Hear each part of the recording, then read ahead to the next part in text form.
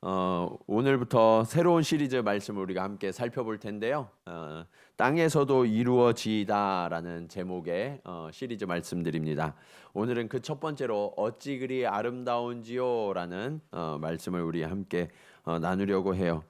여러분 혹시 조망 효과라는 말을 들어보신 적이 있는지 모르겠어요. 영어로는 overview effect라고 하는데 이 조망 효과는 아주 멀리 높은 곳에서 바라보면 우리가 가까이에서 바라보던 것과는 전혀 다른 시각으로 또 전혀 다른 관점에서 바라보게 된다라는 것을 말하는 용어입니다. 특별히 요즘 이 조망 효과가 주목받는 이유 중에 하나가 우주 여행이 상용화되기 시작하면서 사람들이 우주에 가서 지구를 바라보니까 지구 안에서 지구를 바라보는 것과 전혀 다른 그런 감각으로 또 관점으로 지구를 바라보게 되면서 이 조망 효과에 대해서 많이 회자되고 있는 것 같아요. 특별히 조금 연세가 있으신 분들 옛날에 스타트rek이라는 미국 드라마 생각이 나시나요? 예, 스타트rek에 보면 제임스 커크 선장을 연기했던 배우가 이 사람이에요. 윌리엄 셰트너라는 분인데 이분이 91세의 나이로 2021년도 10월 13일 날 오리진 로켓을 타고 우주를 최초로 민간인 중에 최초로 우주 여행을 하게 됩니다. 이분이 평생에 이 스타트rek에서 우주 여행을 하는 그런 배우였기 때문에 아마 미국에서 특별히 상징적으로 이분을 훈련시켜서 우주 여행을 하실 수 있도록 이렇게 배려를 했던 것 같아요. 그런데 평생 동안 그 역할을 했기 때문에 우주 여행에 대한 기대가 얼마나 많았을까요? 그러면서 자신이 보았던 것을 책에 기록한 그 책을 발간했는데 그 책에서 이렇게 고백합니다. 내 우주여행은 축하할 일이 되어야 했는데 장례식과 같았다. 무슨 얘기일까요? 우주에서 내가 본 것은 온통 죽음이었다. 지구상에서 볼 수 없는 춥고 어둡고 검은 공허함만을 봤다.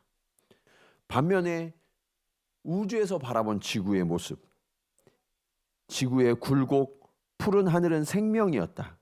아름다움은 저 밖에 있는 것이 아니라 여기 아래 우리 모두와 함께 있다는 것을 발견했다. 이렇게 소회를 책에 적어 놓았더라고요. 여러분 우리가 하늘을 바라보면 이 우주가 너무 아름답고 찬란해 보이잖아요. 그런데 그 우주에 막상 올라가서 보면 칠흑 같은 어둠, 지구에서 볼 수 없는 정말 암흑이 뭔지를 철저하게 경험하게 된다는 거예요. 두려움에 가득하게 된다는 거예요.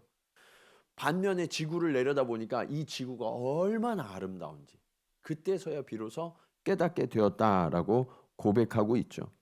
그런데 우리가 함께 읽은 오늘 본문인 시편 8편의 저자가 누구라고 써 있어요? 예, 다윗이거든요. 다윗. 근데 다윗은 우주에 나가보지도 않았는데 마치 우주에서 내려본 것과 같이 지구가 너무나 아름답다고, 예, 온 땅에 아름다움이 가득하다라고 표현하고 있어요. 왜 그러냐? 이 다윗은요 땅의 시선으로 바라본 것이 아니라 하늘의 시선으로, 하나님의 시선으로 이 땅을 바라보고 우리의 인생을 바라보는 눈이 있었기 때문에 그래요. 간절히 바라기는 오늘 말씀을 통해 저와 여러분 모두가 이 하늘의 시선을 품는 은혜가 있기를 간절히 축원합니다. 네, 우리가 이 조망 효과를 누려야 돼요. 그래서 우리의 가치관이 변화되어지고 우리의 생각이 변화되어지고 우리의 시선이 변화되어지는 이 아침이 되기를 간절히 축원합니다. 우리가 어떻게 하면 우리의 인식과 가치관이 변화될 수 있을까? 그리스도인이 누려야 할 조망 효과 첫 번째, 주의 아름다움을 찬송하셔야 돼요. 예. 여러분 오늘 다윗은 시편 8편의 시작과 끝을 동일한 찬송으로 고백하고 있어요. 9절 말씀 우리 한번 같이 읽어볼까요? 9절 말씀 자 시작.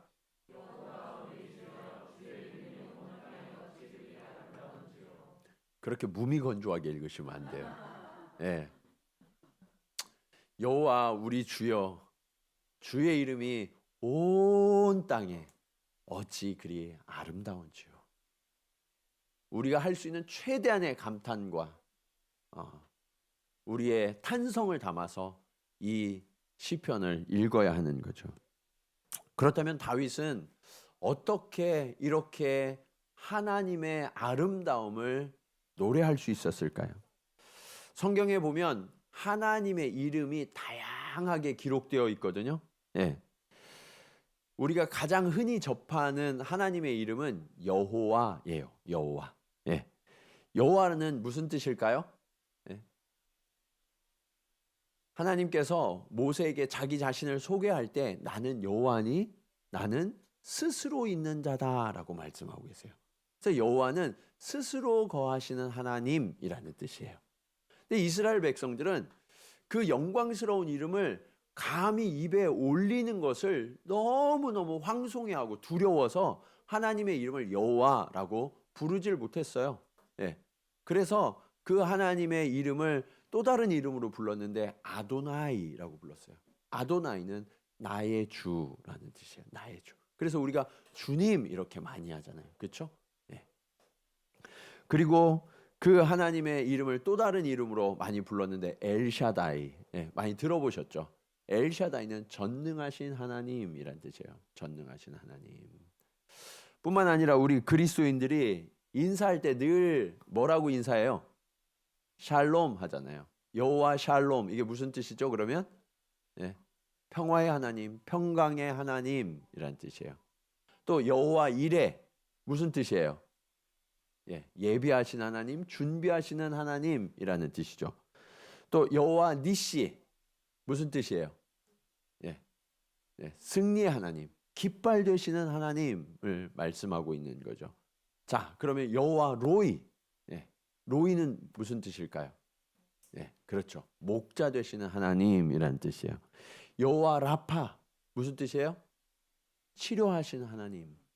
여러분들도 그 하나님을 들어보셨어요. 그리고 그 하나님의 이름을 불러보셨을 거예요.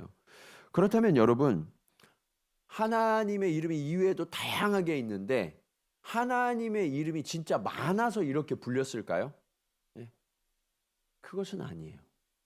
하나님은 원래 한 분이시고 한 이름인데 너무나 감사하게도 우리가 하나님을 필요로 할 때 하나님을 필요로 하는 그 모습으로 우리에게 다가와 주셔서 우리를 만나 주셨기 때문에 그 하나님을 만난 사람들이 여호와를 부를 때 그 이름으로 불렀던 거예요. 예. 여러분 이게 얼마나 감사해요.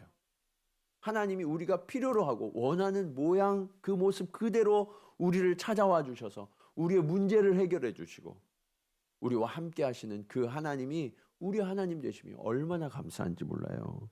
자, 그런데 그 하나님이 나타나셨던 장면을 우리가 몇 곳만 살펴보면 아브라함이 하나밖에 없는 아들 이삭을 하나님 앞에 바쳐야 했던 때가 있죠. 예. 모리아산에 가서 이 아들을 하나님 앞에 바치기 위하여서 칼을 들어서 저의 심장을 향하여 내리꽂으려고 할 때 하나님이 아주 다급하게 아브라함아 아브라함아 부르시면서 그의 손을 붙드셨어요. 그리고 내가 네 믿음을 보았다라고 인정하시면서 하나님이 눈을 들어서 보라고 하시는 곳을 보니까 거기에 뿔이 수풀에 걸린 순양이 있었어요. 그래서 그 양을 잡아다가 하나님 앞에 번제로 드리면서 불렀던 여호와의 이름이 뭐예요? 예. 뭐예요? 여호와 이레. 예. 예비하신 하나님, 준비하신 하나님이었던 거죠. 자, 그리고 출애굽한 이스라엘이 아말렉과 전쟁을 치르는데 이 모세가 하나님의 명령을 따라서 산 꼭대기에 올라갑니다. 산 꼭대기에 올라가서 이제 손을 들고 기도하니까 그 손이 들렸을 때에는 이스라엘이 이기는데 내 손이 피곤해져서 손이 내려오면 어디가 이겼어요? 아말렉이 이기는 거예요. 아, 이거 큰일 났구나 해서 손을 들면 또 이기고. 근데 이게 육체가 약하니까 자꾸 손이 내려오잖아요. 예. 우리 백성들이 점점 패하는 것을 바라보니까 이게 내릴 수는 없는데 어쩔 수 없이 내려오는 그런 정말 어쩌지 못하는 상황이 됐을 때 아론과 훌이 나타나서 돌을 준비해서 모세를 그 돌 위에 앉히고 한쪽에서는 아론이, 한쪽에서는 훌이 그 손을 떠받쳐서 해가 지도록 이 손이 내려오지 않도록 그렇게 버텨주었죠. 그래서 그 전쟁에 승리한 이후에 여호와께 단을 쌓고 제사를 지내면서 불렀던 하나님의 이름이 뭐예요? 여호와 니시, 나의 깃발 되신 하나님. 왜 깃발이 중요하냐면 군대는요, 이 깃발이 있으면 승리한 거예요. 예. 깃발을 빼앗기면 지는 거거든요. 예. 그래서 나의 깃발 되신 하나님, 나의 승리가 되시는 하나님, 여호와 니시의 하나님을 찬송했던 거죠. 다윗은 10대 어린 시절이 좀 불우했어요. 예. 좀 불우한 게 아니라 굉장히 불우했어요. 예. 그래서 형제들은 다 집에서 놀고 먹는데 가장 어린 막내가 들판에서 양을 쳐야만 했어요. 들판에서 양을 친다는 것은 여러분들은 쉴만한 푸른 물가와 그 푸른 초장에서 뭐 저 푸른 초원위에 그림 같은 집을 짓고 이렇게 생각하실지 모르지만 3D 업종 중에 가장 하기 싫어하는 것들이 목자예요. 예. 아무도 하려고 하지 않는 그 일이었단 말이에요. 뜨거운 들판, 풀도 거의 나지 않는 그 삭막한 땅에서 그 풀을 찾아서 멀리 돌아다녀야 했고요. 그리고 그렇게 돌아다녀도 금세 그 풀이 사라지기 때문에 또 이동해야 하고 물을 찾아가야 되고 끊임없이 고통스러운 그 햇볕 가운데에서 먼 길을 돌아다녀야 했던 것이 목자란 말이에요. 낮에만 그러느냐? 밤에는 어때요? 밤에는 사나운 짐승들이 오고요. 그리고 그 양떼를 빼앗으려고 하는 도적들이 주위에 그렇게 많았어요.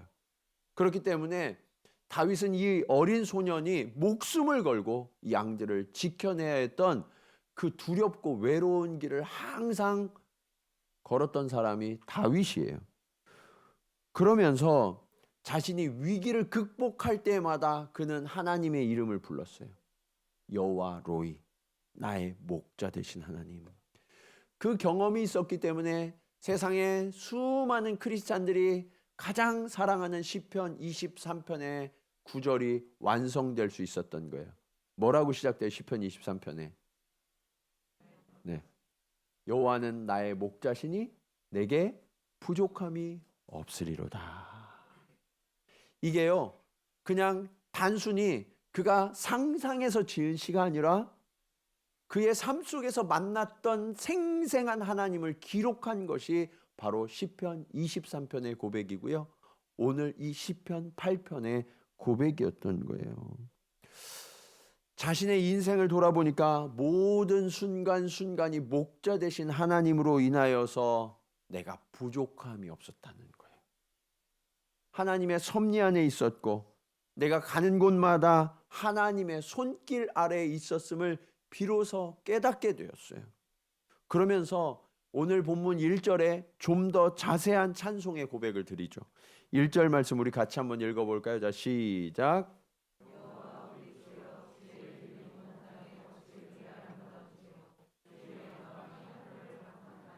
아멘.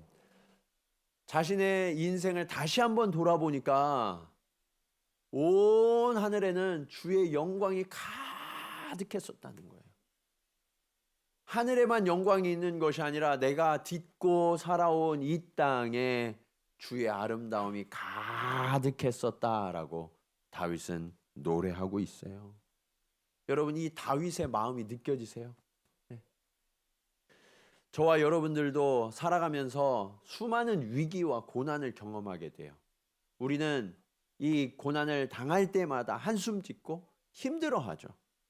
그런데 어떤 때는 도저히 내가 극복할 수 없는, 감당할 수 없는 위기와 절박한 순간을 만날 때가 있어요. 그런데 여러분이 미처 보지 못하고 깨닫지 못하지만 여러분 옆에 누가 와 계시냐면 그 절박한 순간에 나의 하나님이 함께 계신다는 거예요. 그리고 보이지 않지만 여러분이 손을 들어 기도하면 여러분의 손을 붙들어 주시고 그 전능하신 능력으로 우리를 건지시는 하나님이 우리와 함께 하심을 비로소 깨닫게 된다는 거예요. 여러분, 그 하나님을 만나게 되면 우리도 다윗과 같이 노래하게 되는 거예요. 주의 영광이 온 땅에 가득하고 주의 아름다움이 온 땅에 가득함을 노래할 수 있게 되는 거죠. 여러분, 이 은혜가 동일하게 저와 여러분과 지금 이 순간에 함께 하심을 믿으시기 바랍니다. 그래서 여러분, 눈을 떠서 그 주님을 보셔야 돼요. 우리가 등산할 때 산을 걸으면 숲이 보여요, 안 보여요? 보이지 않아요. 어디로 가야 할지 몰라요. 그러나 산 꼭대기에 올라가서 보면 내가 지나온 길이 보이죠. 마찬가지예요. 여러분의 인생이 지금 고되고 힘든 것 같아도 주님의 손에 이끌려서 하늘나라에 오르는 그 높은 시선으로 여러분의 인생을 바라보면 여러분의 인생을 실수 없이 이끌고 계시는 그 주님의 동행하심을 보게 될 줄로 믿습니다. 이 조망 효과로 인한 우리의 시선의 변화, 가치관의 전환이 오늘 이 아침에 일어나기를 간절히 축원합니다. 우리들이 누려야 할 조망 효과 두 번째는 주의 권능 앞에 겸손하셔야 돼요. 예. 여러분, 우리가 주님 앞에서 갖춰야 될 태도는요, 겸손이에요. 겸손. 예. 우리 그리스도인이 끝까지 겸손할 수만 있다면, 예. 그러면 우리는 결코 실패하거나 무너지지 않습니다. 하나님은 다윗을 택하시면서 이렇게 말씀하셨어요. 사도행전 13장 22절 말씀입니다. 다윗을 왕으로 세우시고 증언하여 이르시되 내가 이새의 아들 다윗을 만나니 내 마음에 어떤 사람이라고요? 맞는 사람이라. 예전에 개역성경은 내 마음에 합한 사람이다 라고 번역을 했었어요. 내 뜻을 다 이루리라 라고 말씀하셨죠. 여러분, 실제로 다윗은 본인이 이스라엘의 왕이었어요. 그런데 왕으로서 다른 왕들이 행하는 것과 같은 삶을 살았던 것이 아니라 내가 원하고 내가 이루려고 했던 그런 나라를 세우려고 하는 게 아니라 하나님의 뜻이 이 땅에 이루어지도록 자신의 평생을 들였던 사람이 다윗이에요. 여러분, 세상의 나라들을 보면 특히 수도의 중심에는 뭐가 있어요? 예. 여행을 안 해보셨나? 예. 수도의 중심에는 왕궁이 있어요. 왕궁. 예. 우리도 왕궁이 있잖아요. 그렇죠? 예. 그런데 이 세상 나라들은 왕이 중심이 되는 나라라는 거예요. 하지만 다윗이 꿈꾸는 나라는 왕이 중심되는 나라가 아니라 하나님이 중심되시는 나라였어요. 그래서 그는 마음의 간절한 기대와 소망이 뭐였냐면 하나님이 임재하시고 거하실 성전을 예루살렘에 짓는 거였어요. 그래서 모든 이스라엘 백성이 왕을 따르는 것이 아니라 여호와 하나님을 따르는 백성이 되도록, 그리고 하나님을 알지 못하는 수많은 나라와 이방인들이 이스라엘은 하나님이 왕 되신 나라라는 것을 인정하도록 그것을 꿈꾸고 그것을 이루기 위하여 자신의 평생을 들였던 사람, 그 사람이 바로 다윗이었고, 그런 다윗을 하나님이 기뻐하셨던 거예요. 그러면 다윗은 어떻게 끝까지 하나님 앞에 겸손한 사람이 될 수 있었을까요? 그것은 하나님이 일하시는 방식을 다윗은 너무나 잘 알고 있었기 때문에 그래요. 2절 말씀 보실까요? 같이 한번 읽겠습니다. 자, 시작.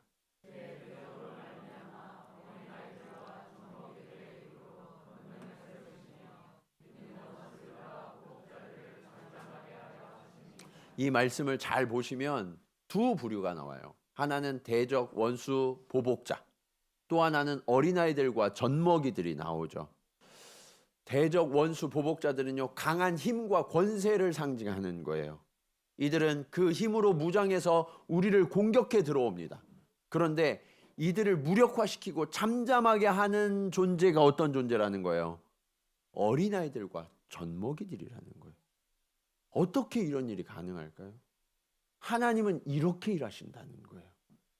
여러분, 우리 그리스도인들은요, 이 하나님의 일하시는 방식을 철저하게 깨닫고 순종하는 자들이 돼야 돼요. 예. 그때 우리는 겸손할 수 있는 거예요.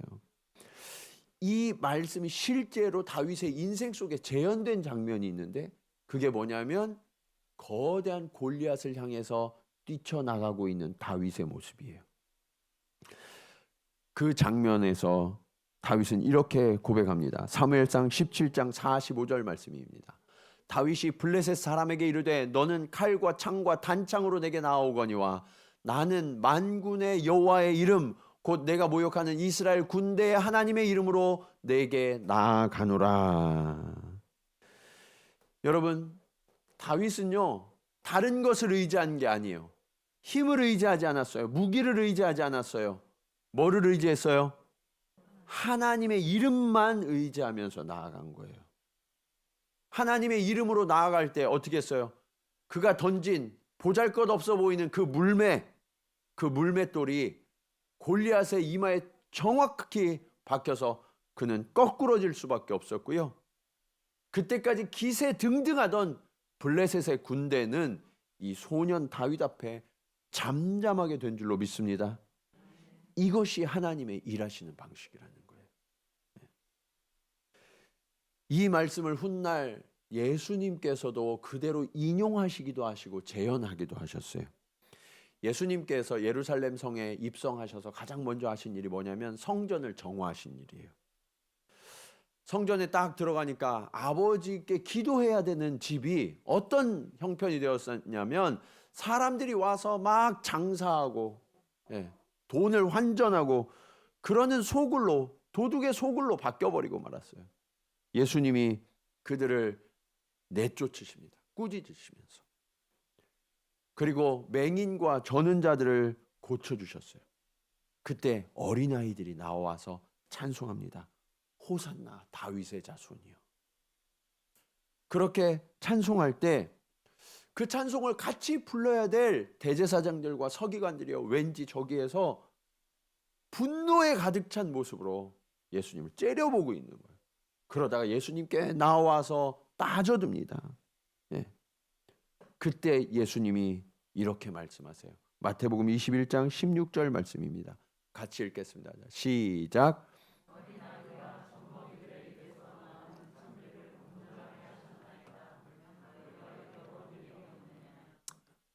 어린아기와 젖먹이들의 입에서 나오는 찬미, 그 찬미를 온전하게 하셨다라고 예수님이 선포하실 때 분노에 가득 차서 혈기로 예수님께 따지던 그 대제사장들과 서기관들의 입이 꿀먹은 벙어리처럼 잠잠하게 되었던 거예요. 하나님은요, 저와 여러분이 이 젖먹이는 어린아이처럼 주님 앞에 겸손하기를 원하세요. 내 생각, 내 주장이 아니라 하나님이 언제나 옳으시다는 것을 신뢰하면서 그 앞에 겸손하게 엎드리기를 원하시는 거예요. 그런데 여러분, 여기에서 우리가 반드시 기억해야 될 명제가 있어요. 그게 뭐냐? 겸손한 사람만이 진짜로 담대할 수 있어요. 사람들은요, 겸손한 자를 무시해요. 겸손하면 내가 짓밟아도 된다고 생각해요. 그러나 여러분, 겸손한 자는 진짜 용기 있는 자예요. 왜냐하면 겸손한 자는 자기의 한계와 자기의 연약함, 자기의 부족함을 인정하는 자죠. 자기의 연약함과 자기의 부족함을 인정할 때 우리는 하나님을 전적으로 의뢰할 수 있어요. 그래서 그 하나님이 명령하시는 것이라면 우리는 두려워하지 않고 나아가게 되는 거예요. 다윗의 형들은 전쟁에 많은 경험도 있었어요. 지식도 있었어요. 그러나 그들은 그 지식과 경험이 있었기 때문에 하나님을 모욕하는 골리앗 앞에 나아갈 수가 없었어요. 그러나 다윗은 오직 하나님만을 의지했고요. 그는 갑옷조차도 두를 수 없는 작은 소년이었어요. 칼조차 들 수 없었어요. 그러기에 그는 오직 여호와의 이름만 외치며 담대하게 뛰쳐나갔고요. 그런 그를 더러 하나님은 골리앗을 쓰러뜨리신 줄로 믿습니다. 우리가 하나님을 전적으로 의뢰할 수 있는 이유, 그것은 겸손하기 때문이에요. 사랑하는 여러분, 주님 앞에 더욱더 겸손하게 되는 이 아침이 되기를 간절히 축원합니다. 우리가 주님의 시선으로 우리의 인생을 바라보면 겸손해야만 해요. 하나님은 언제 어디서나 나를 낮추고 오직 여호와 하나님만을 높이며 그의 영광을 나타낼 수 있는 순전한 어린아이 같은 영혼을 찾고 계세요. 그래야 우리는 전적으로 끝까지 충성할 수 있기 때문이죠. 오늘 저와 여러분이 이 주님이 가르치신 이 겸손을 배우고 익혀서 주님이 저와 여러분을 세우신 이 자리, 이 사명의 자리에서 물러나지 않고 끝까지 사명을 잘 감당하는 주의 일꾼 되시기를 주님의 이름으로 간절히 축원합니다. 그리스도인들이 누려야 할 조명 효과, 마지막으로 주님의 은혜에 감사하셔야 돼요. 예. 한 3, 40대 되시는 분들은, 그 이상 되시는 분들은 이 이름을 다 아실 거예요. 찰리 채플린. 예, 아시죠? 이 찰리 채플린 정말 저도 어렸을 때 굉장히 좋아했고 이분의 드라마라든지 영화 이런 것들을 즐겨봤었는데요.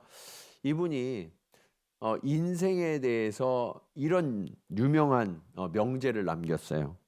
인생은 멀리서 보면 희극, 가까이에서 보면 비극이다. 네. 사실 그는 많은 사람들을 웃고 울리는 명배우였죠. 뿐만 아니라 놀라운 통찰력으로 시대를 일깨우는 대단한 예술가였어요. 예. 그런데 자신의 인생을 가까이에서 들여다보면 어떤 인생이었냐면, 이 찰리 채플린은 어려서 아버지는 알코올 중독이었고 어머니는 이혼해가지고 굉장히 자신을 돌보지도 못하고 그래서 이 아들이 버려졌어요. 예. 너무나 불우한 어린 시절을 살았죠. 그래서인지 그가 커서도 자신 스스로 이혼을 거듭했어요. 그러면서 너무나 불행한 인생의 연속이라고 스스로를 이야기할 정도였죠. 그러다 보니까 자신의 인생을 가까이에서 보면 비극이다라고 이야기할 수밖에 없었던 것 같아요. 근데 많은 사람들이 이에 공감해요. 예. 사람들이 다 멀리서 보면 괜찮아 보여요.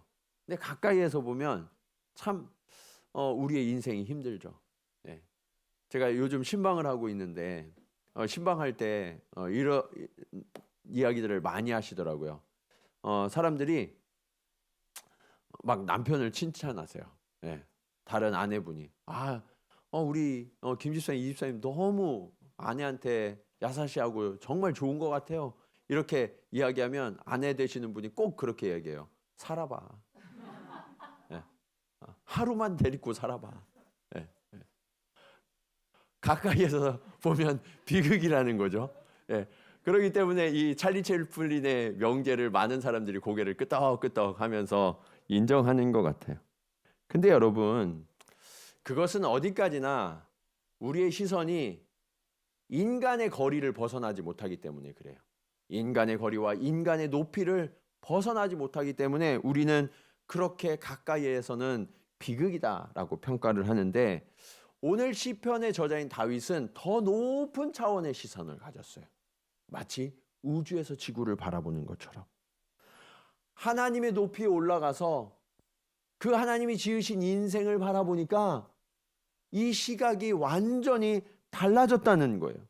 모든 것이 은혜였구나 하는 것을 깨닫게 되었던 거죠. 여러분, 많은 분들이 다윗 왕은 정말 대단한 사람이고 하나님의 축복과 은혜를 누렸던 사람이니까 그렇게 대답할 수 있었죠. 여러분, 다윗의 인생을 한번 살아보실래요? 저는 솔직히 다윗의 인생을 결코 살아보고 싶지 않아요. 아까 말씀드렸던 것처럼 어렸을 때는 부모와 형제들에게 완전히 존재감이 없었던 사람이었어요. 예. 어느 정도였느냐?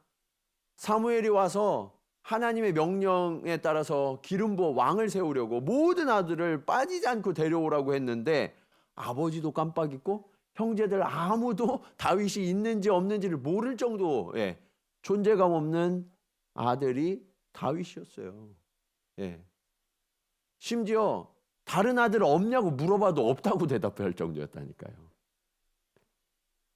여러분, 그렇게 우여곡절 끝에 기름 부음을 받고 왕이 되었잖아요. 그러면 다윗의 인생이 그때부터 펴야 되는데 다윗의 인생이 어땠어요? 10년 동안 끊임없이 도망 다녔어요. 여러분 혹시 경찰한테 쫓겨보신 적 있으세요? 네. 그런 범죄하신 분은 없으시겠지만 경찰이 왠지 쳐다보기만 해도 우리는 마음이 이렇게 좀 불안하잖아요. 그런데 다윗의 인생은요, 사울이 온 나라의 군대를 동원해서 온 국력과 경제력을 다윗을 체포하는 일에 다 동원할 정도로 그렇게 끊임없이 도망자의 인생을 살았던 사람이 바로 다윗이에요. 훗날 왕이 된 이후에는요, 아들들이 거듭해서 반역을 해서 그의 노년까지도 그렇게 평탄하지 못했어요. 찰리 채플린은 비교할 수 없을 정도로 인간적으로 불행하고 힘든 인생을 살았던 사람이 바로 다윗이라고 할 수 있어요. 그런데 그런 다윗이요, 이 인생의 높이가 아니라 하나님의 높이에서 자신의 인생을 조망해 보니까 이렇게 고백할 수밖에 없었다는 거예요. 4절 말씀입니다. 같이 한번 읽겠습니다. 시작.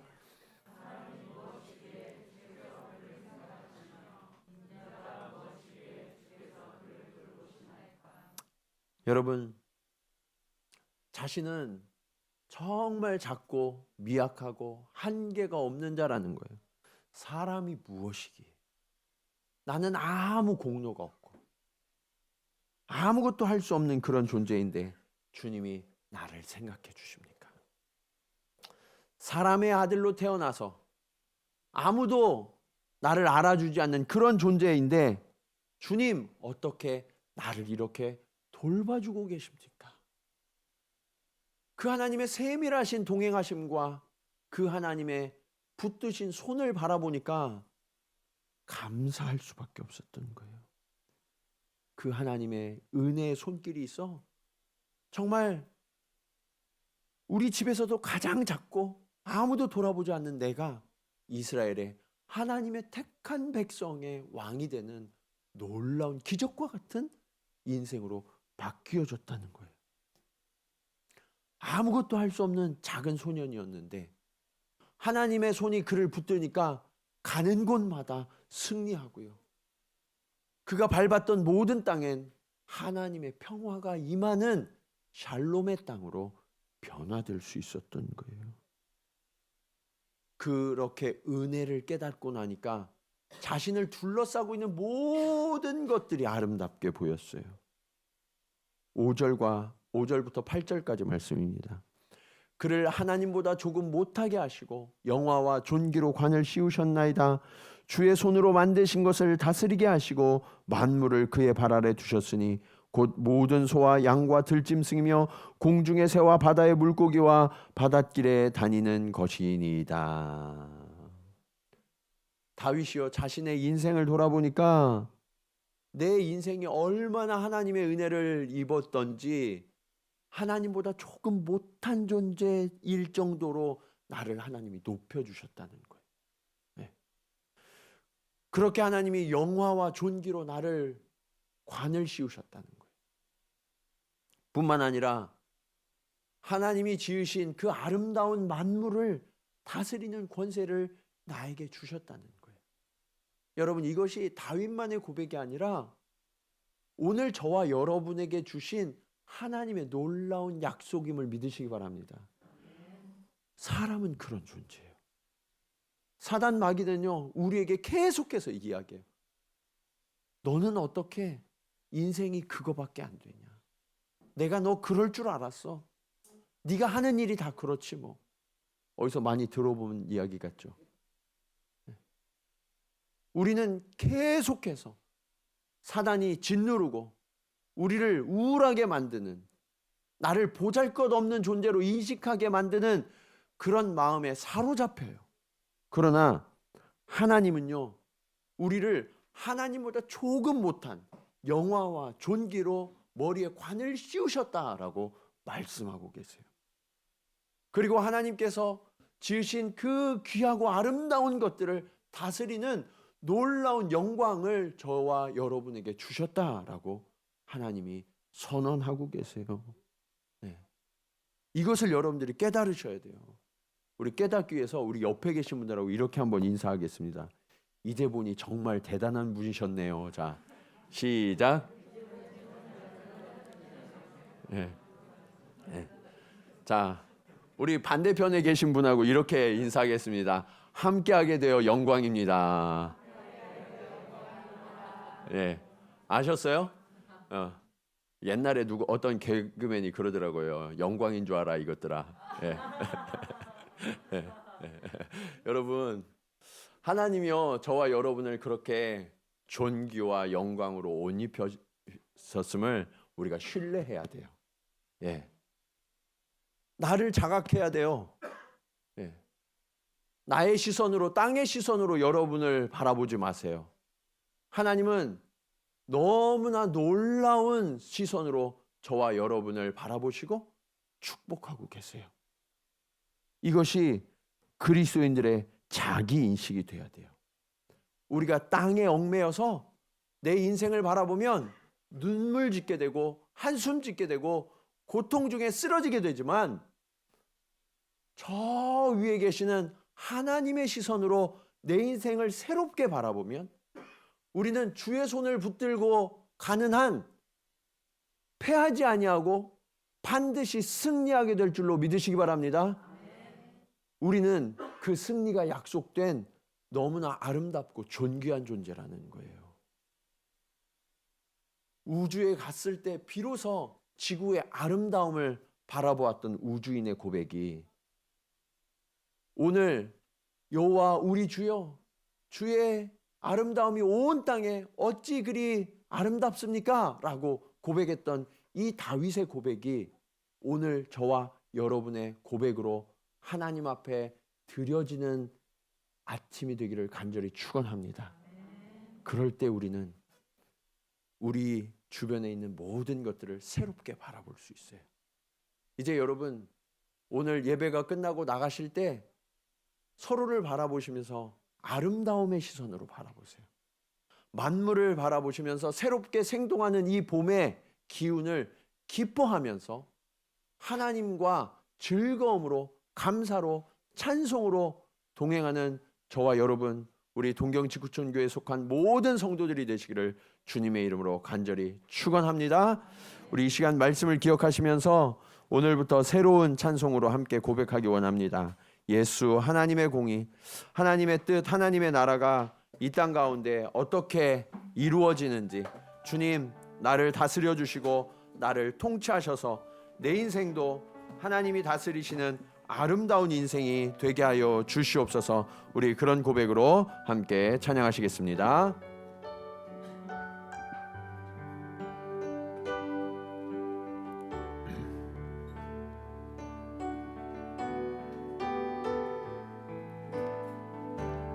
예수, 하나님의 공의. 예수, 하나님의 공의,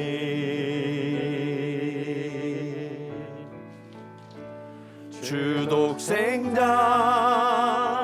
그의 나라 임하시네.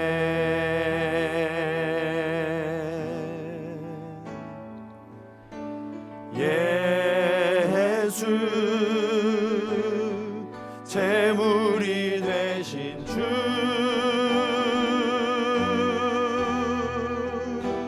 영광 중에 그의 나라 임하시네.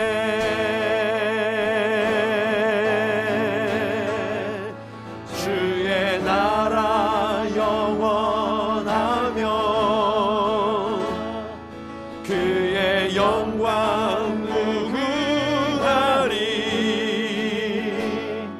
왕의 위엄과 능력이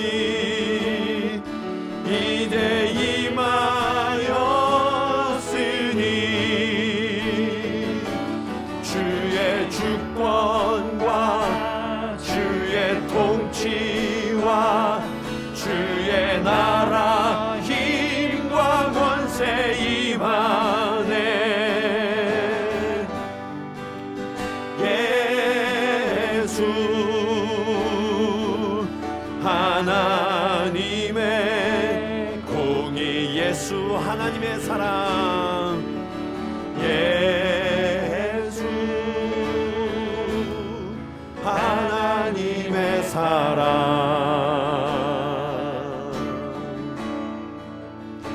준혜와 말씀으로 나타났네.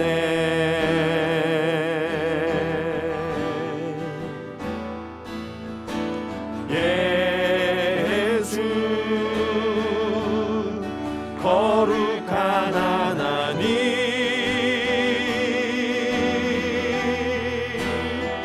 영광 중에 그의 나라 임하시네.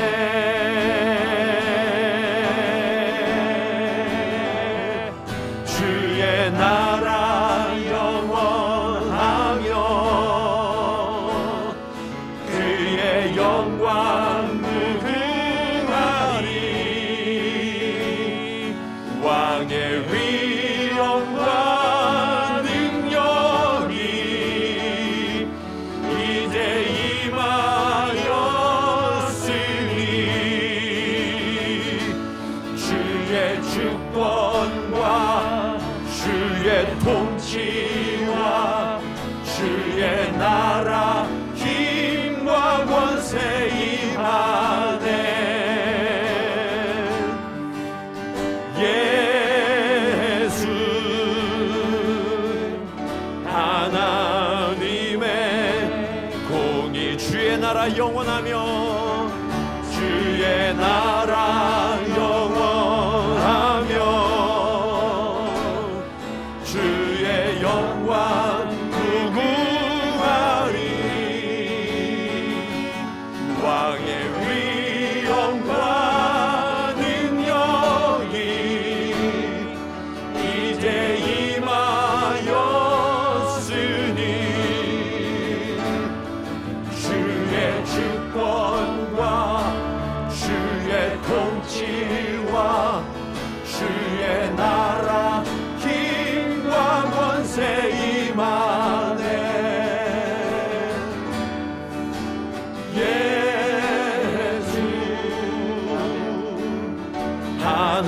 하나님의 공의.